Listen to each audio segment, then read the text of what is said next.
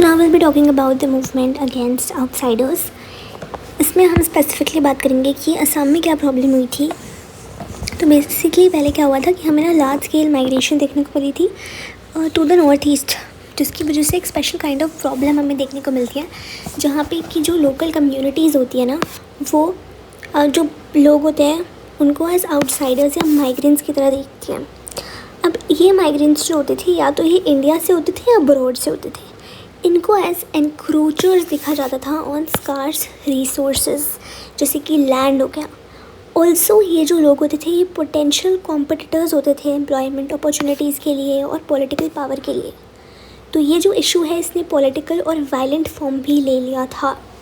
तो बेसिकली इसमें यही बात की गई है कि जो लोग होते हैं, जो लोकल कम्युनिटीज़ होती हैं, वो थोड़ा सा ना रेजेंटमेंट शो करते हैं टुवर्ड्स द पीपल, जिनको ये लोग एज आउटसाइडर्स देखते थे या फिर माइग्रेंट्स देखते थे. क्यों? क्योंकि इनको ये एनक्रोचर्स देखते थे कि ये जो है इस एनक्रोचर्स काम कर रहे हैं हमारे स्कार्स रिसोर्सेज पे. कौन कौन से स्कार्स रिसोर्सेज है? लैंड है, प्लस ये कॉम्पिटिटर्स हैं एम्प्लॉयमेंट अपॉर्चुनिटीज़ के लिए, पॉलिटिकल पावर के लिए, ये मेरे लिए कॉम्पिटिटर्स हैं. ठीक है, क्योंकि लार्ज स्केल माइग्रेशन में देखने को मिला था नॉर्थ ईस्ट में, इसीलिए ये प्रॉब्लम आई. अब हम यहाँ पे बात कर रहे हैं असम मूवमेंट की, जो कि 1979 से 1985 तक देखने को मिली है. 1975 से 1985 तक. ठीक है, अब क्या होता है कि जो असामीज़ होते हैं, मतलब जो असम की पॉपुलेशन होती है उनको हम असामीज़ बोलते हैं.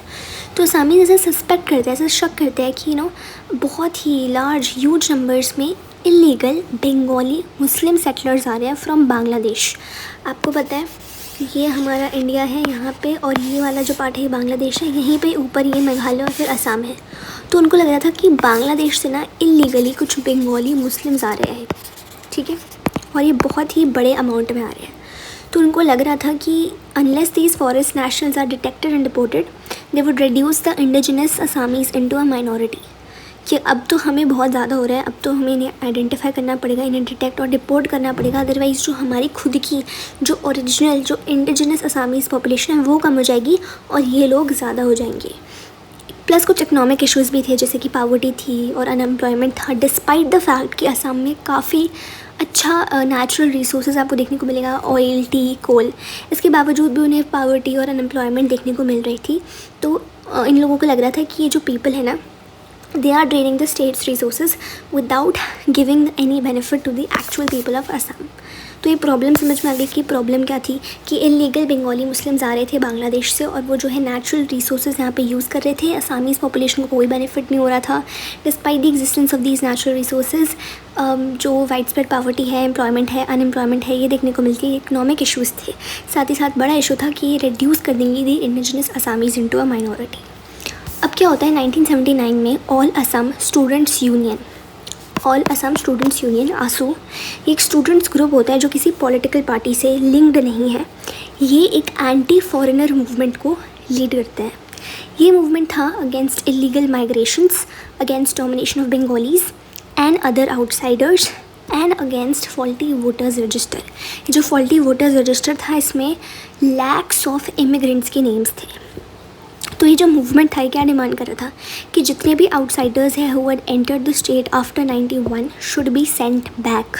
और ये जो एजुटेशन होता है, ये इसमें नॉवल मेथड्स भी यूज़ किए जाते हैं. इसमें आप मोबिलाइज़ करते हो all sections of Assamese people as well as tragic और वायलेंट इंसिडेंट्स भी हमें देखने को मिलते हैं which led to loss of property and human lives.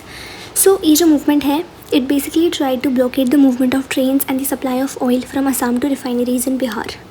Eventually 6 साल के बाद राजीव गांधी की जो गवर्नमेंट है वो एंटर करती है into negotiations with the AASU leaders and ये लोग साइन करते हैं एक अकॉर्ड इन 1985.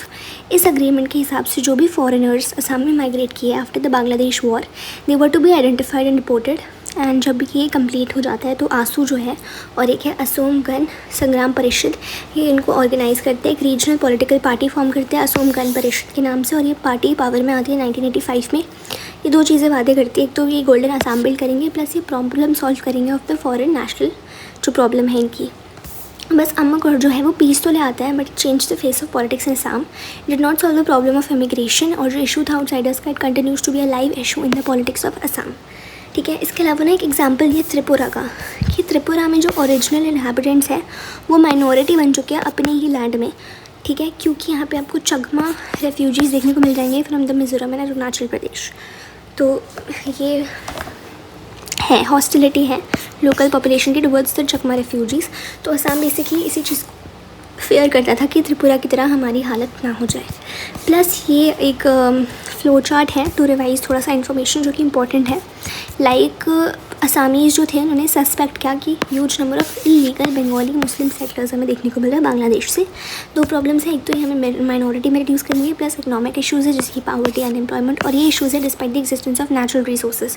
ठीक है, 1979 में ऑल असम स्टूडेंट्स यूनियन जो कि एक स्टूडेंट्स ग्रुप है, किसी पार्टी से लिंक नहीं है, एक एंटी फॉरेनर मूवमेंट लीड करते हैं which was against illegal migration, domination of Bengalis and outsiders और फॉल्टी वोटर्स रजिस्टर। डिमांड होती है कि जितने भी outsiders have entered Assam after 95 should be sent back. ठीक है, वायलेंट भी यहाँ पर हो जाते हैं और नोवेल मेथड्स का भी यूज़ होता है। 6 साल के बाद एक अकॉर्ड साइन होता है, और क्योंकि जो राजीव गांधी की गवर्नमेंट होती है वो नेगोशिएशंस पे आती है, और ये बोला जाता है कि जो बांग्लादेश वॉर के बाद 1971 के बाद आए थे उनको हम डिपोर्ट कर लेंगे। फिर आसू और असोम गण संग्राम परिषद असोम गण परिषद बनाते हैं, पार्टी पावर में आती है, ये प्रॉब्लम्स इशूज़ को सॉल्व करने की बात करती है। एंड या that's it for this topic as well. ये इतना ही था और ये ईजी है। इसमें ये पार्टी के नाम भी याद रखने इम्पोर्टेंट है, असोम गण संग्राम परिषद, और आसू और असम स्टूडेंट्स यूनियन बनाते हैं असोम गण परिषद। ठीक है, और हाँ yes man that's it for this video, thank you. लिखा हुआ है, अगर आपको वाली PDF चाहिए so you can let me know in the comment section.